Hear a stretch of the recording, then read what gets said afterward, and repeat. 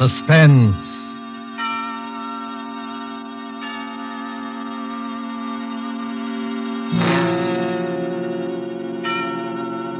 This is the Man in Black, here again to introduce Columbia's program, Suspense. Heading our starring Hollywood cast this evening is Mr. Richard Dix, who appears as a United States naval officer who found himself in a remarkable predicament on what should have been an uneventful flight from New York to Philadelphia. As fellow passengers aboard the airliner are Miss Gail Page as a girl named Monica and Mr. Montague Love, who plays that aged and domineering millionaire Silas Naylor. The story by John Dixon Carr, called Death Flies Blind, is tonight's tale of suspense. If you have been with us on these Tuesday nights, you will know that suspense is compounded of mystery and suspicion and dangerous adventure. In this series are tales calculated to intrigue you, to stir your nerves, to offer you a precarious situation and then withhold the solution until the last possible moment. And so it is with Death Flies Blind and the performances of Richard Dix, Gail Page, Montague Love, and our other players, we again hope to keep you in suspense.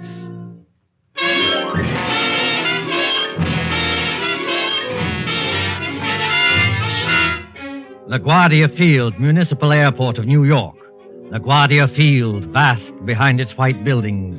On a gray spring afternoon when rain splashes across the runways, dims the sky, and spatters on the wings of a great silver-painted airliner waiting beyond. Already as the limousine bus from the New York terminus slowly draws up to the waiting shed, you can hear the loudspeaker. 72, New York to Los Angeles. The big limousine bus, besides its driver, contains only two persons.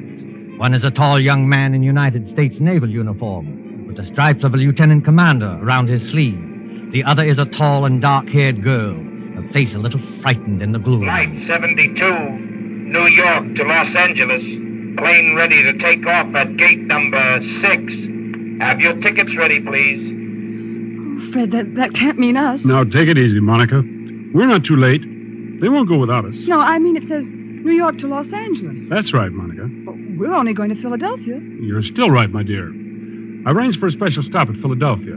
It won't take long, and then they go on nonstop from there. Fred, that's just it. Who's going on from there? Oh, you'd be surprised. This airport bus must hold 20 people, but there's nobody in it except ourselves and the driver.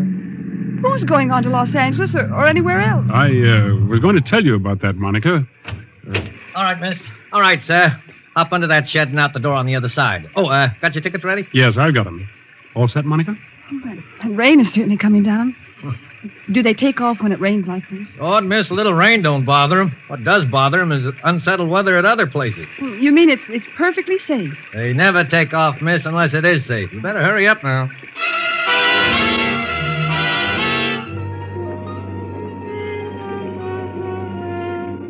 There's the plane, Monica. Shall we run for it? Fred, I'd rather not run if you don't mind. Aren't getting nervous, are you? No.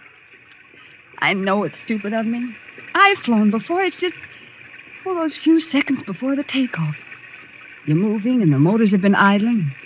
All of a sudden they start to roar. The plane races ahead and the roar gets louder and suddenly you think, am I ever going to get down alive? Now, look here, my dear.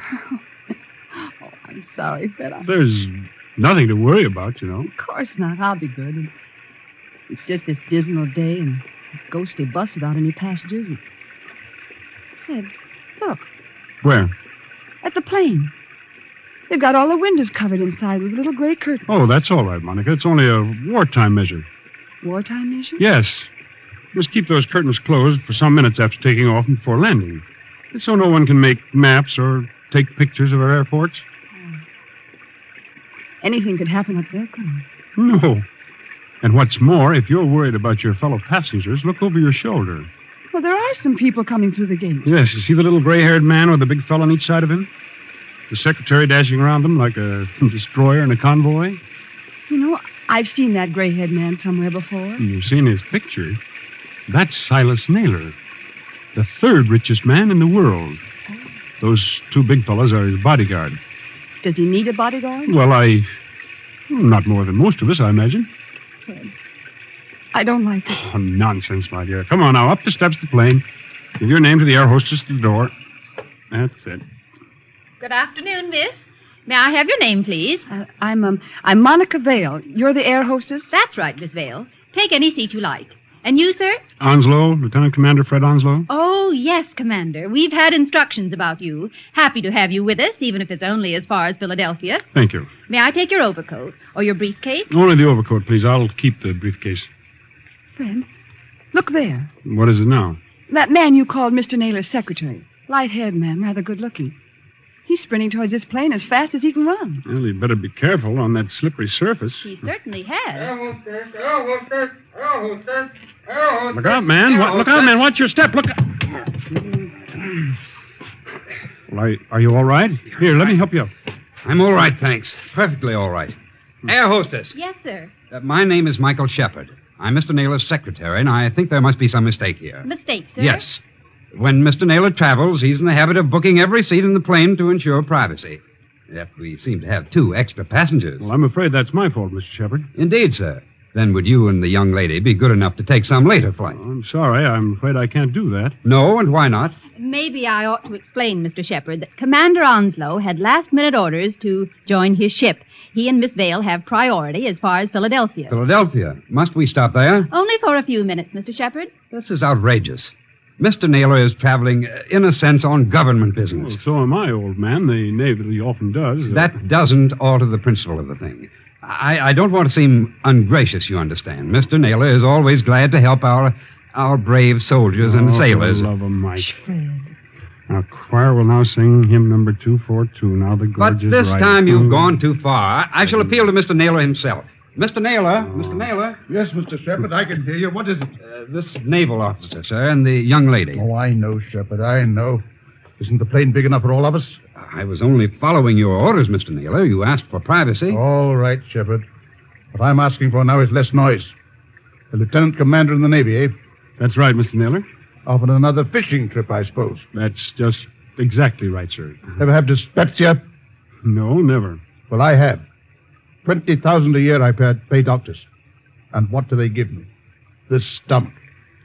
I'm not surprised you got priority, Commander, but I am a little surprised about the girl. She's my fiancé. Mr. Naylor, Miss Vale. Meet the rest of my family. These 2 bruisers here, including the one with the mouth organ, are my bodyguard, Mr. Cohen. I'm pleased to meet you, Commander. How do you do? This is Mr. O'Reilly. Glad to know you, Commander. How are things going? Hey, Cohen, don't you ever get tired of playing that mouth organ? Stand away from the doors. I want to close it. Will everyone please take your seats and fasten the seatbelts? Are we ready to take off? Yes, in just a moment. Shepard. O'Reilly. Cohen. Come along to the front of the plane. Yes, sir. We'll sit in the back here, won't we, Fred? Yes, of course. Fred, is anything wrong? No, of course not. Why, what could be wrong? Well, then you'd better sit down. We're starting to move. That's good advice, Commander Onslow. But I must ask you, Miss Vale, not to touch the curtain on the window. Oh, how soon before we can open the curtains? As soon as we're well away from New York. You see that illuminated sign, no smoking, fasten seatbelts? Yes. What about it? When the lights in the sign go out, you can open the curtains and smoke as much as you like. Now, if you'll excuse me. Certainly. You needn't try to fool me, Fred Onslow. I saw you. You saw what? I saw you pick up that scrap of paper one of those men dropped. Why, that wasn't anything, Monica. May I see the paper? No. Why not? Well, because I'd rather you didn't see it, that's all. There is something wrong, isn't there? Look, Monica, let me repeat over and over, what could be wrong? Why, there's Silas Naylor, an internationally famous figure, with a group of trusted attendants. Here's an ACA plane as safe and dependable as the old gray mare. All the same, the same what? I wish I hadn't brought you along. I wish there was some kind of an emergency cord, like a train, so that you could stop this plane whenever you happen. It's too late, Fred. We're on our way.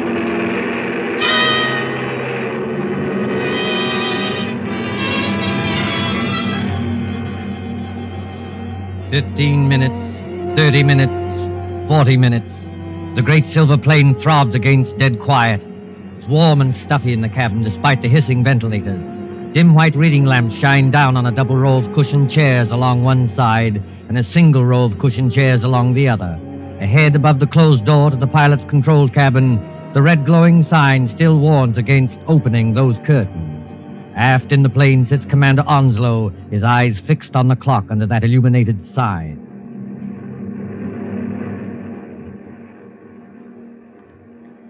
Monica, Yes?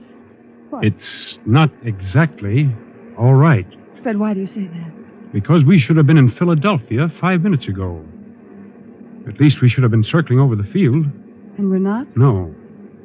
But we're still 10 or 12,000 feet up if the pressure on my eardrums count for anything. And traveling like a bat out of Hades. Weather's delaying us, I guess, huh? Maybe it is. It's awfully bumpy, isn't it? Yes, a little. Makes you gasp for breath and your stomach turns. Oh! That was a bad one. Not getting airsick, are you? I don't think so. I wish I had some of that chewing gum they give you. I'll ring for the air hostess. She'll bring you some. I did ring the bell, Fred, and there's no answer. Oh, she's busy in the pantry back there, that's all. She doesn't hear you. Here, I'll get you some gum. No, wait, I'll go. Sure you're all right? I want to powder my nose anyway. Besides, you're going to have company. Our Mr. Shepherd is weaving along this aisle as though he didn't like air pockets either. Well, thank the Lord, one of that party's awake up there. I thought they were all dead. Don't say that. Say what? Dead. A spooky plane with everything so quiet and dead itself. Remember how the pilot walked through a while ago and looked around and walked right back to the control cabin again? No, I didn't notice him. Oh, that's what I mean. It was like a ghost. I'll be right back. I say, Commander Onslow.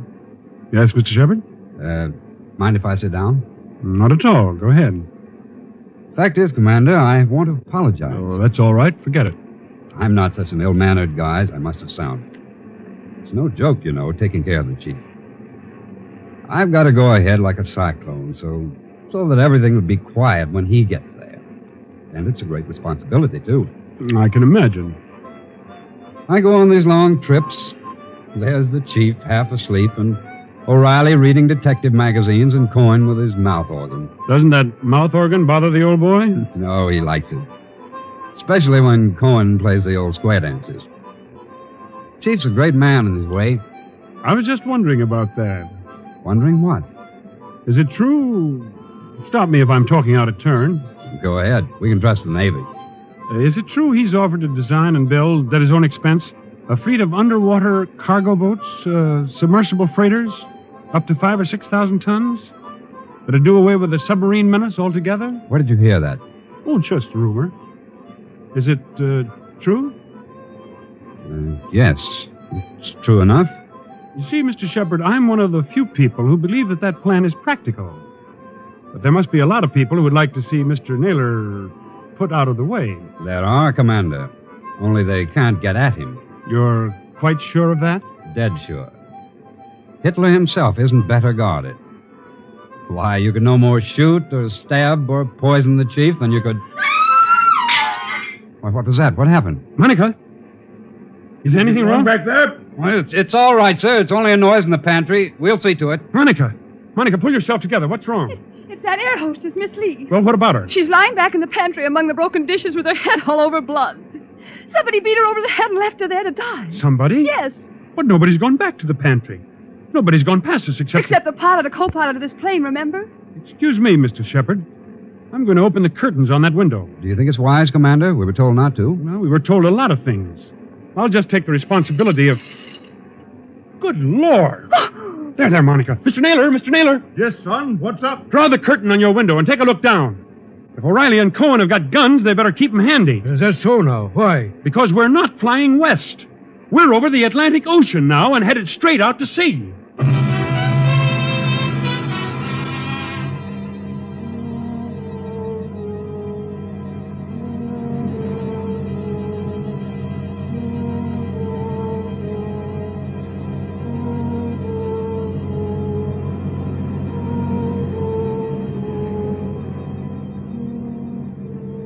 Gray water, thin cloud.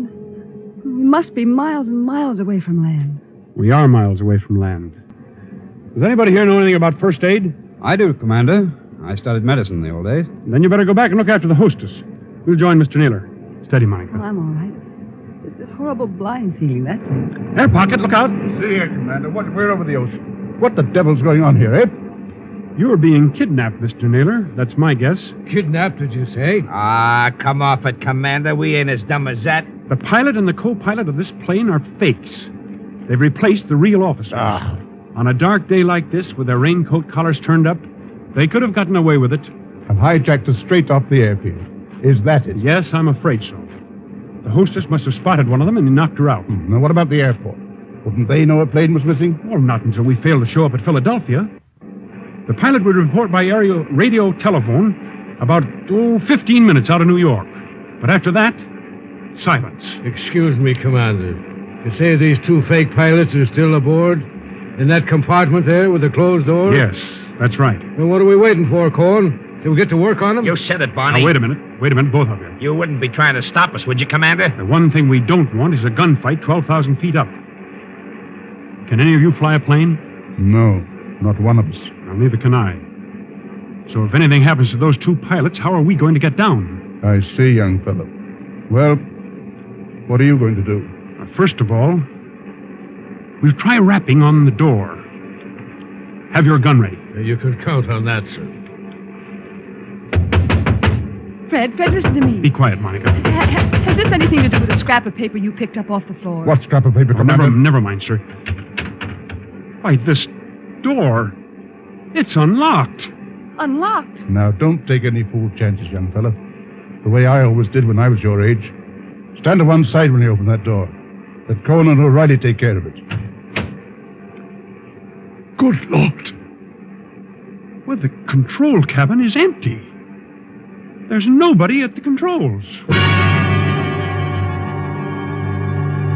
You mean we're flying without a pilot? Yes. See that stick move back and forth? As though a ghost had hold of it? What do those crooks do? They set the automatic controls. It's a gyroscope attachment that keeps her steady. And then they must have bailed out. And what's going to happen to us? Well, you see, Monica, the fact is... Go on, Fred. Tell me the truth. I'll know if you don't. Well, we'll go on until our gas runs out or until a storm hits us. Then we'll dive into the sea. It's as good a way of killing Mr. Naylor as any. I see, son. Have we got any chance at all? Frankly, I don't know. Wait till I get a look inside of that control cabin. Holy Mother, that's done it. Cohen, stop it. Stop it! Yeah, Mr. Naylor? Stop playing that infernal mouth organ. Or if you must play it, play something cheerful. Yeah, sure, Mr. Naylor, sure. How long do you think it'll be before we... Quiet, Cohen. Here's the commander back again. Well, young fella. The radio telephone's out of order. We can't signal. Fred, what about those patrol ships? You said they're 200 miles out to watch for unidentified aircraft. Won't they see us? They've seen us already, I expect. They'll send for an Army fighter plane to investigate, but... well, what can it do? Yeah. Shoot us down, maybe, huh? That's fine. If only somebody could fly the plane. Well, nobody can, Skipper, so think of something else. See, Mr. Naylor, I was wrong. Wrong, son. About what? One of your party, and I can guess which one, dropped a torn piece of paper. There was a line of writing on it, probably the end of some instructions. Well? Those instructions ended, you should land just as your fuel fails at 7 o'clock a.m. You should land just as your fuel fails at 7 o'clock a.m. But that might not have anything to do with us, son. What made you suspicious of it? Because it was written in German. In German? Quiet, Cohen. I can't hear myself think. Okay, Mr. Naylor. I'm sorry. I thought the fake pilots were kidnapping you, maybe abroad. There's not enough fuel for that, is there? Well, if there's enough fuel for Los Angeles, then there's enough for Europe. Well, that won't work. They bailed out and left us to crash. Excuse me, sir, but it's getting black as pitch out there. I think there's a storm coming up. What happens when that hits us? Plenty, O'Reilly. Plenty. Yeah, well, I was afraid of that. If only somebody could fly this plane, I could navigate it. Navigate it? Yes. You have to learn aerial navigation in my business. With enough figuring, I might even set a new course and try the automatic controls on it. No, I don't dare handle the ship. Wait a minute. I know a way out of this. Well, then speak up, miss. There's a 90-mile wind going to hit us any minute. It's the air hostess, of course. Miss Lee, what about her? I remember reading somewhere that most air hostesses get flying instructions when they've been with the company for a given length of time. You know, Miss Vale, that's true. There was a girl of Inter Airways who told me the same thing. And if this one can even make a try at landing a plane, we may get back to New York yet. I thought you said she'd been knocked out. Well, she isn't badly hurt, but there's just a chance that maybe she's... There's Shepard, coming back from the pantry. Anybody got a drink? It wasn't very pleasant back there. How is she? You know, we were just wondering whether Miss Lee might be in any shape to pilot the plane. Pilot the plane? Why in blazes should she pilot the plane? There's no time to explain now, Shepard. But we're bound for Davy Jones unless something's done. Could she do it? No. Not even if we, revived her? Not if all the doctors on Earth stood at her side. Why, but I don't think you understand, sir. Miss Lee has just died.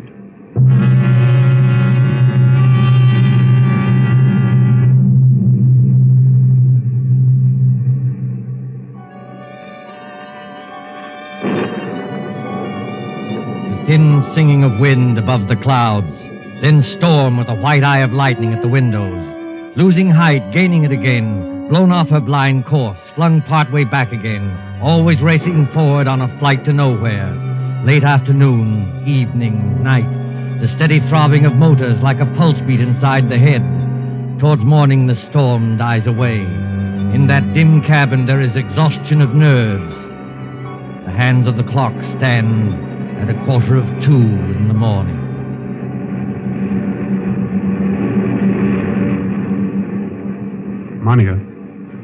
Monica, wake up. What? Shh. It's Fred. Now keep your voice down. Have I been asleep? Yes, for a couple of hours. They say condemned criminals sleep on the night before their execution. Where are the others? I was a boy back home, the county down, I think, you know. My father used to say to me, Barney O'Reilly, says he, did you ever see a banshee? A banshee, says he, is the old woman that lets you know when you're going to die. Pipe down, you two. I'm sorry, Mr. Naylor. No offense, Chief. Can't a man play a quiet game of solitaire without somebody yapping all the time? Black 9 on red 10. Listen, Monica, and listen carefully. My first idea was right after all. What are you talking about? There's somebody aboard this ship who can fly a plane. Shh. There is. I proved it by the automatic controls. Proved it how? If those controls had stayed as they originally were, the side winds would have blown us clear off our course. But we're still on our course. That shows that somebody's been sneaking in there and setting us right again when we do stray. Then you mean... I mean that we're headed for somewhere. We're being taken somewhere. But we may outwit this gentleman yet. Outwit who? Is somebody still talking back there? I'm sorry, Mr. Naylor. Monica's just waked up. None of us can feel very much like sleeping anyway. You're right, son. I admit it. Come up here and join me, will you? With pleasure. I cheated myself twice in this card game, but I still can't make it come out. Oh, what's the use pretending anyway? We know we're in for it. It's this waiting that gets you. Yeah, that goes for all of us, Mr. Naylor. What I'm dreading is the minute when those motors choke and go dead, and we start whirling down. What does it sound like, Commander, when motors conk out? I've never heard it, Mr. Naylor, but I imagine it sounds like... Listen.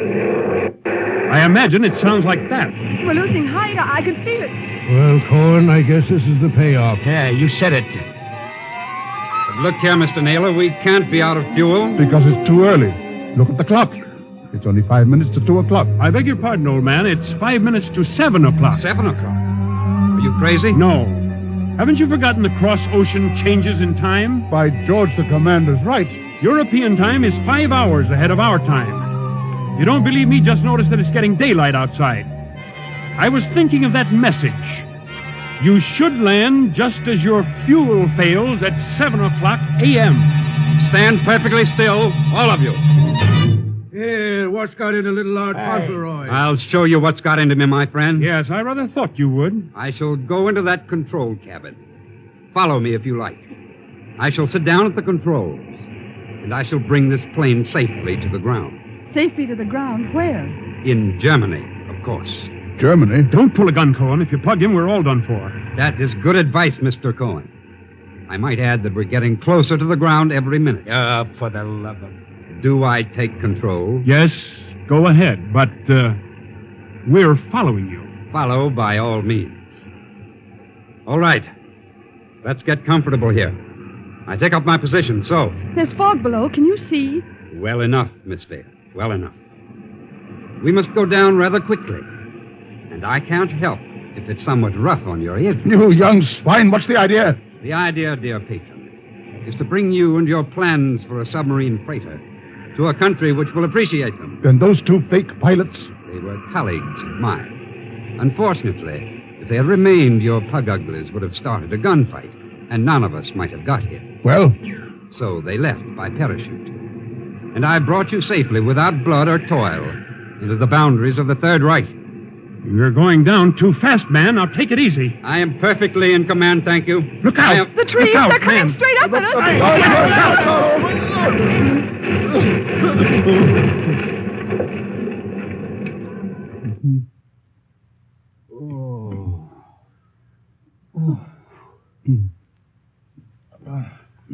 Are you all right, Monica? Are you all right? Yes.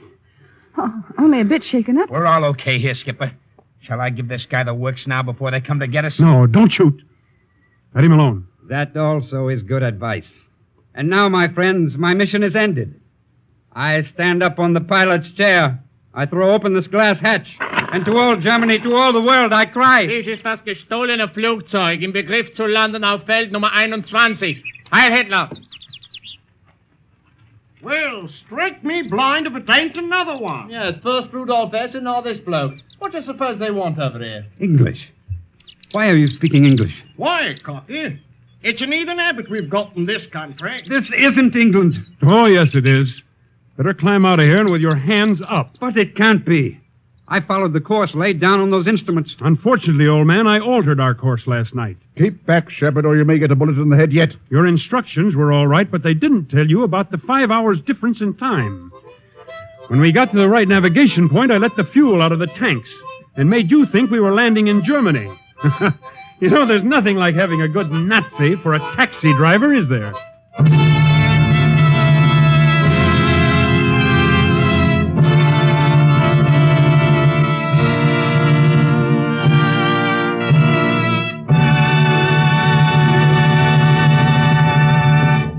And so ends Death Flies Blind, starring Richard Dix with Gail Page and Montague Love. Tonight's tale of Suspense. This is your narrator, the man in black, who conveys to you Columbia's invitation to spend this half hour in suspense with us again next Tuesday, same time, when Mr. Paul Lucas will star in the suspense play called Mr. Markham, Antique Dealer. Ladies and gentlemen, on the following Tuesday, May 18th, Mr. Charles Lawton and Miss Elsa Lanchester will be with us in one of the most famous of Agatha Christie's thrillers, The ABC Murders.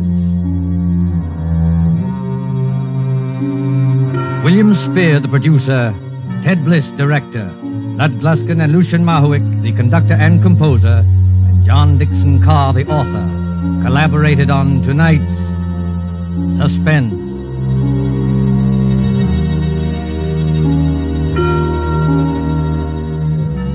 This is the Columbia Broadcasting System.